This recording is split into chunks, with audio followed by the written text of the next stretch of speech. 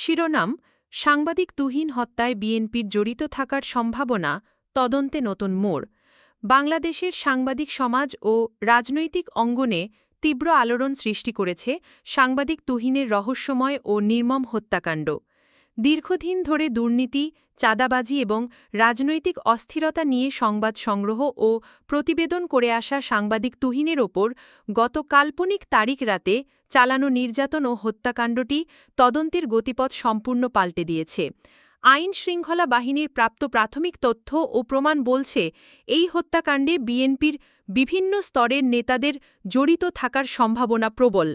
যদিও বিএনপি এই অভিযোগ অস্বীকার করে একে রাজনৈতিক ষড়যন্ত্র বলে দাবি করেছে, তবে তদন্তের গভীরে প্রবেশ করলে আরও অনেক অজানা তথ্য সামনে আসতে পারে বলে সংশ্লিষ্টরা মনে করছেন। ঘটনার পটভূমি ও প্রেক্ষাপট। সাংবাদিক তুহিন ছিলেন স্থানীয় রাজনীতি ও সমাজের নানা অনিয়ম, দুর্নীতি এবং ক্ষমতার অপব্যবহারের বিরুদ্ধে এক নিবেদিতপ্রাণ গণমাধ্যম কর্মী। তার প্রতিবেদনগুলো প্রায়ই স্থানীয় রাজনৈতিক নেতাদের বিরুদ্ধে কঠোর হতো। সম্প্রতি তিনি এমন কিছু গোপন তথ্য সংগ্রহ করেছিলেন যা প্রকাশ পেলে রাজনৈতিক অঙ্গনে বড় ধরনের আলোড়ন সৃষ্টি হওয়ার কথা ছিল। কাল্পনিক এলাকা থেকে বাড়ি ফেরার পথে রাতের অন্ধকারে একটি সংঘবদ্ধ গোষ্ঠী ধারালো অস্ত্র দিয়ে তার উপর নৃশংস হামলা চালায়। পুলিশ তদন্তে জানতে পারে যে হত্যাকাণ্ডটি ছিল সুসংগঠিত ও পরিকল্পিত। এটি শুধু ব্যক্তিগত শত্রুতার ফল নয়। তদন্তের অগ্রগতি ও নতুন তথ্য। পুলিশ সূত্র জানায়, মোবাইল কল লিস্ট ও সিসিটিভি ফুটেজ বিশ্লেষণ করে পাওয়া তথ্যের ভিত্তিতে বিএনপির একাধিক নেতার নাম উঠে এসেছে। এক গোপন ব্রিফিংয়ে পুলিশের একজন তদন্ত কর্মকর্তা জানান, আমরা ইতোমধ্যেই ৭ জনকে গ্রেপ্তার করেছি। তাদের জিজ্ঞাসাবাদে পাওয়া তথ্য অনুযায়ী বিএনপির শীর্ষ ও স্থানীয় পর্যায়ের নেতাদের সম্পৃক্ততার প্রমাণ মিলছে। তদন্ত সংশ্লিষ্টরা বলছেন, মামলার গোপন নথিপত্র ও সাক্ষীদের সাক্ষ্য গ্রহণের মাধ্যমে আরও গভীর তথ্য সংগ্রহের চেষ্টা চলছে। পুলিশের তৎপরতা বাড়ানো হয়েছে এবং তারা আশা করছে দ্রুততম সময়ের মধ্যে চূড়ান্ত প্রতিবেদন আদালতে জমা দেওয়া সম্ভব হবে। রাজনৈতিক প্রতিক্রিয়া ও বিবৃতি। বিএনপির পক্ষ থেকে এই অভিযোগ অস্বীকার করে বলা হয়েছে যে এটি সরকারের একটি পরিকল্পিত ষড়যন্ত্র, যার অংশ হিসেবে তাদের নেতাদের ফাঁসানো হচ্ছে।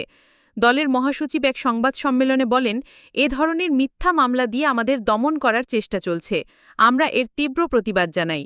অন্যদিকে ক্ষমতাসীন দল আওয়ামী লীগ বিএনপির এই বক্তব্যকে ভিত্তিহীন বলে উড়িয়ে দিয়েছে।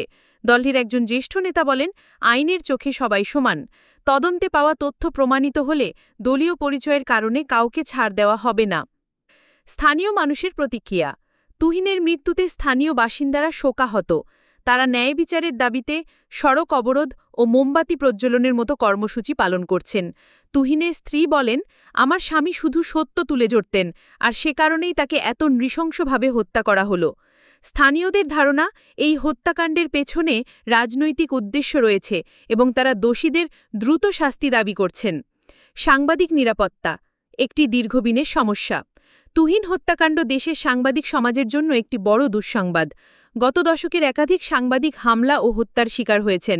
অনেক ঘটনারই সুষ্ঠু বিচার হয়নি কিংবা দোষীরা গ্রেপ্তার হয়নি। এই হত্যাকাণ্ডটি সাংবাদিক নিরাপত্তা ও গণমাধ্যমের স্বাধীনতার ওপর এক গভীর ক্ষতচিহ্ন এঁকে দিয়েছে। বিশেষজ্ঞদের বিশ্লেষণ। গণমাধ্যম বিশেষজ্ঞরা বলছেন, এই ধরনের ঘটনা গণমাধ্যমের স্বাধীনতার জন্য অত্যন্ত বিপজ্জনক। রাজনৈতিকভাবে প্রভাবশালী মহল যদি আইন ও বিচার ব্যবস্থার ঊর্ধ্বে থাকে, তাহলে ক্ষমতাবানদের বিরুদ্ধে কথা বলার কঠিন হয়ে পড়বে। ভবিষ্যৎ পদক্ষেপ। আইন শৃঙ্খলা বাহিনী তদন্ত অব্যাহত রেখেছে। আশা করা হচ্ছে দ্রুততম সময়ের মধ্যে দোষীদের শনাক্ত করে বিচারের আওতায় আনা হবে। তবে সাধারণ মানুষের মনে প্রশ্নটি থেকে যায়, এদেশে সাংবাদিকরা কি আদৌ নিরাপদে কাজ করতে পারবেন?